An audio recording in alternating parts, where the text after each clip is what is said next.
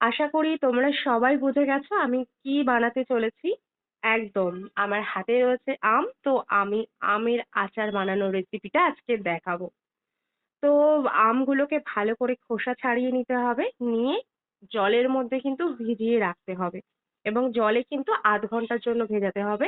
কেটে ভেজালে কিন্তু হবে না, আস্ত অবস্থাতেই ভেজাতে হবে। জলের ভেজানোর কারণটা হচ্ছে কষগুলো যাতে বেরিয়ে যায়। তো ভেজানো কমপ্লিট, তারপরে তুলে জল থেকে তুলে একটা শুকনো কাপড় দিয়ে কিন্তু আমগুলোকে ভালো করে মুছে নেব, যাতে আমের গায়ে এক ফোঁটা জল না লেগে থাকে। জল লেগে থাকলে কিন্তু হবে না। বেশ, আমাদের মোছা কমপ্লিট হয়ে গেছে।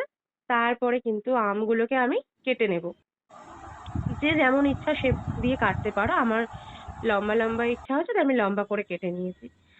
তো তারপরে আমগুলোর গায়ে একটু নুন হলুদ মাখিয়ে রোদ্দুরে দিয়ে দিলাম।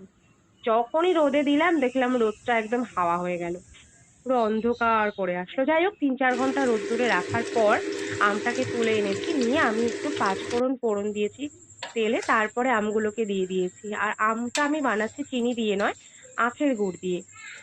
আর আচারের জন্য কিন্তু মশলাটা একটা স্পেশাল। তো মশলাটা হচ্ছে এখানে শুকনো লঙ্কা আছে, ধনে জিরে আর গোটা মৌরি আর সামান্য একটু পাঁচফোড়ন। সেগুলো কিন্তু আমি শুকনো খোলায় ভেজে নিয়েছি, নিয়ে কিন্তু গুঁড়ো করে নিয়েছি। ব্যাস, এবার যখন আমের মধ্যে গুড়টা দিয়ে একটু পাক হয়ে এসেছে, তারপরে কিন্তু আমি মশলাগুলো দিয়ে দিয়েছি। ব্যাস তৈরি আমার জিভে জল আনা আমের আচার। কেমন লাগলো জানাবে লাইক কমেন্টের মাধ্যমে।